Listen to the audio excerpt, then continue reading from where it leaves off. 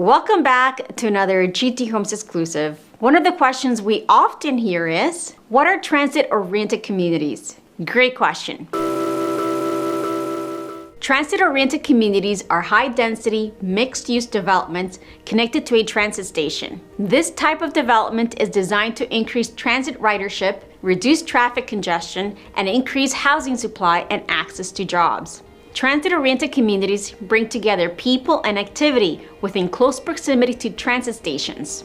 Transit provides accessibility and gives many people the opportunity to move around, to run errands, or get to their place of employment. So there's an incentive to bring people closer to transit stations. Transit-oriented communities are made up of three key characteristics. The first is density. These are dense communities built within a 10 to 15 minute walk near a transit station. The second is diversity. There's a diverse mix of land uses that encourages high transit ridership in a busy neighborhood. The third is high quality design. The goal is to have good quality urban design so neighborhoods are appealing and walkable. This can include green space that will draw people closer to the public realm. The province of Ontario has committed $62 billion of transit investment, including expanding service on the regional rail system, new and expanded subways, new and expanded light rail transit, and enhanced bus services. With these significant investments, there is now an opportunity to create vibrant communities that will have lasting benefits for residents, tenants, and investors. These investments come from the federal, provincial, and municipal governments, each vital in developing these transformative communities. This shift in mindset was developed when a recovery plan for the province was created post-pandemic.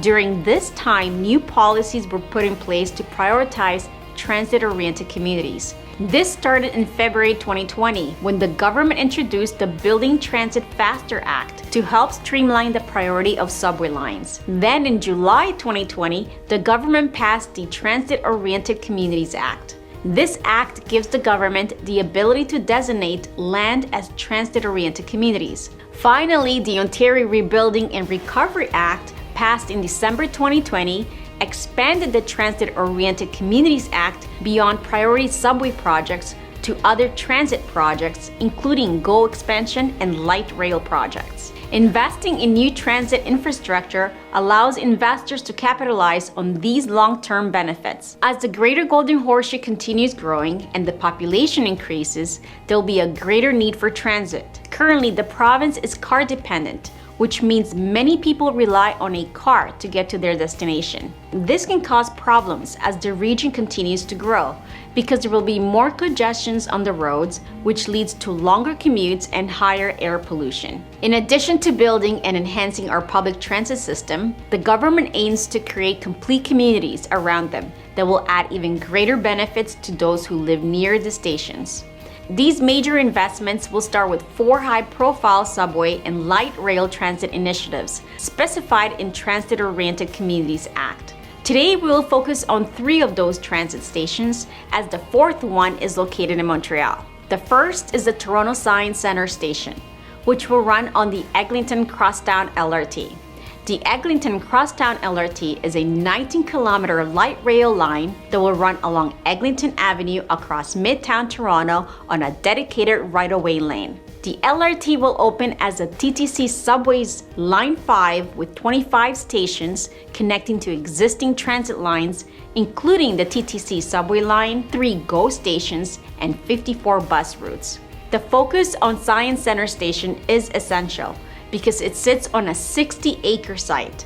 The area around this station is expected to bring 5,000 homes and 300,000 square feet of office space. Additionally, there will be restaurants, cafes, childcare centers, long-term care facilities, and a community center in this area. The community will be interconnected by highly pedestrian-friendly walkways, bike paths, parks, and plenty of open spaces. The station will connect residents to public transit through the Eglinton Light Rail and future bus lines. The second high-priority station will be Markham Centre Unionville Station. This station will run on the Stouffville line as part of the GO Rail network.